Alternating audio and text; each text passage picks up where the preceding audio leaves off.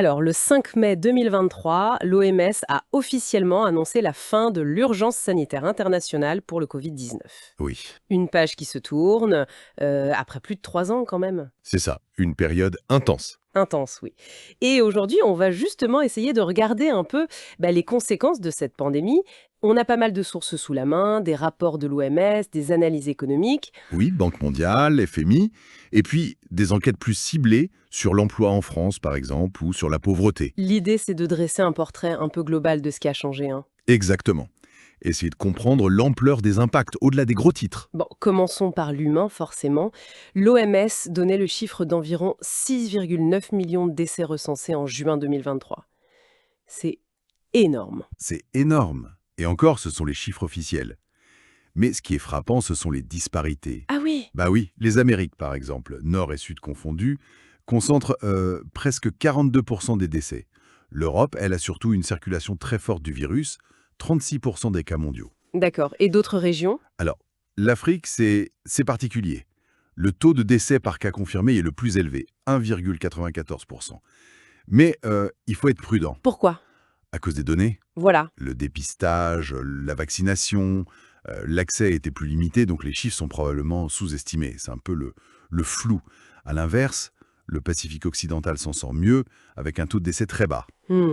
Et par pays, on a des classements. Oui, alors en nombre absolu de décès, les États-Unis sont en tête, suivis par le Brésil, l'Inde. En nombre de cas, les États-Unis aussi, puis la Chine, l'Inde et la France en quatrième position. La France, quatrième en cas, mais on a dit qu'on avait limité les décès. Oui, grâce notamment à une vaccination assez précoce et large, apparemment. D'autres pays, comme la Corée du Sud ou le Japon, ont aussi eu beaucoup de cas, mais ont mieux géré pour limiter la mortalité. C'est vraiment une question de stratégie sanitaire, de moyens aussi. Et puis, il y a ce chiffre terrible, les décès par million d'habitants. Oui, là, c'est le Pérou qui est tragiquement en tête, suivi par des pays d'Europe de l'Est et des Balkans. Ça montre aussi la fragilité de certains systèmes de santé face à un choc pareil. C'est clair. Bon, après le choc sanitaire, le choc économique. Inévitable, inévitable et massif. On parle d'une récession mondiale en 2020 du jamais vu depuis longtemps. Le PIB mondial a chuté entre 2,8% et 4,3% selon les estimations. Même la Chine a connu une baisse historique de son PIB au premier trimestre 2020. Oui, moins 6,8%, la première baisse depuis 1992. Ça donne une idée de l'ampleur. La Banque mondiale estime la perte cumulée pour 2020-2021 à plus de 10 000 milliards de dollars par rapport aux prévisions. C'est ouf. 10 000 milliards. Et certains secteurs ont été complètement laminés, j'imagine. Ah oui, le transport aérien, c'est l'exemple type. L'IATA parlait de 252 milliards de dollars de pertes rien que pour les compagnies. Mais aussi le tourisme, l'hôtellerie, la restauration, l'événementiel, des pans entiers de l'économie à l'arrêt. Et donc forcément, l'emploi a trinqué. Évidemment, le chômage mondial a grimpé en 2020. L'OIT a calculé une baisse des heures travaillées de près de 19% au deuxième trimestre 2020. C'est colossal. En France, on a vu l'explosion de l'activité partielle, le chômage technique, comme on dit.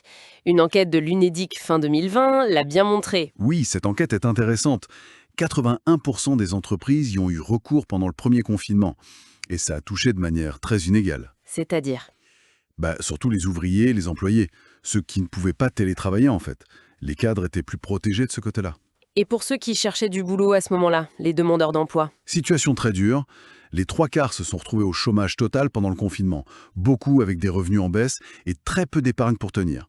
Une vraie fragilisation. L'enquête montrait aussi un impact sur les projets, les envies, non? Une sorte de remise en question. Tout à fait. 2/3 des demandeurs d'emploi et même 1/3 des salariés disaient que la crise avait changé leur projet professionnel. Une envie de revoir leur rapport au travail, de se former, de changer de voie. Surtout chez les jeunes d'ailleurs. Malgré le contexte difficile. Oui, c'est ça qui est frappant. Malgré moins d'offres, la recherche d'emploi a continué, parfois même plus intensément, mais avec un certain pessimisme ambiant bien sûr. Et du côté des employeurs, ils ont gelé les embauches. Beaucoup ont reporté ou annulé des recrutements, oui, près de 30%. Mais ils n'avaient pas forcément changé leurs critères d'embauche à ce moment-là. Les demandeurs d'emploi, eux, étaient prêts à faire des concessions, mais moins sur le salaire ou les conditions de travail. Intéressant.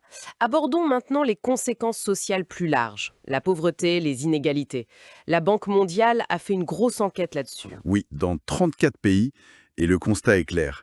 Les pertes de revenus ont davantage touché les 40% les plus pauvres, surtout en milieu urbain. Donc, logiquement, l'extrême pauvreté a augmenté. Partout, oui, dans tous les pays étudiés. En moyenne de 0,9 points de pourcentage en 2020. C'est un vrai retour en arrière. Mais pour les inégalités de revenus, le fameux indice de Gini, c'était moins évident, c'est ça? Oui, c'est plus nuancé. L'indice a légèrement augmenté dans la plupart des pays, mais l'impact immédiat sur cet indicateur précis a été moins fort qu'on aurait pu le craindre. Comment on explique ça? Plus de pauvres, mais les cas riches-pauvres qui n'explosent pas tout de suite. Plusieurs raisons possibles. D'abord, le choc a touché tout le monde, pas seulement les plus bas revenus. Ensuite, les aides gouvernementales ont joué un rôle d'amortisseur important dans beaucoup d'endroits. Et puis, le secteur agricole, où vivent beaucoup de ruraux pauvres, a été un peu moins touché au début que les services en ville. D'accord. Mais la Banque mondiale alerte sur le long terme, c'est ça, hein? Exactement. Le risque, c'est le creusement des inégalités de chance. C'est-à-dire? Les familles pauvres, qui ont dû vendre leurs biens pour survivre, les enfants déscolarisés, qui ont perdu des apprentissages cruciaux, la reprise économique, qui profite plus aux qualifiés, tout ça, ça crée des écarts qui risquent d'être bien plus profonds et durables. Je vois. Donc pour résumer, on a eu un bilan humain tragique et très inégal, Oui, une économie mondiale vraiment secouée, avec des secteurs chaos, c'est ça. un marché du travail sous pression, mais aussi en pleine réflexion sur son avenir. Oui, une vraie introspection. Et enfin, une augmentation de la pauvreté, mais des inégalités de revenus dont les effets les plus inquiétants sont peut-être encore devant nous. C'est une bonne synthèse, oui. Un tableau complexe, contrasté. Et ça nous laisse avec une question pour la suite, non? Oui, une question essentielle, je crois. Toute cette expérience collective de la vulnérabilité, cette remise en cause du travail, comment ça va transformer nos sociétés sur le long terme?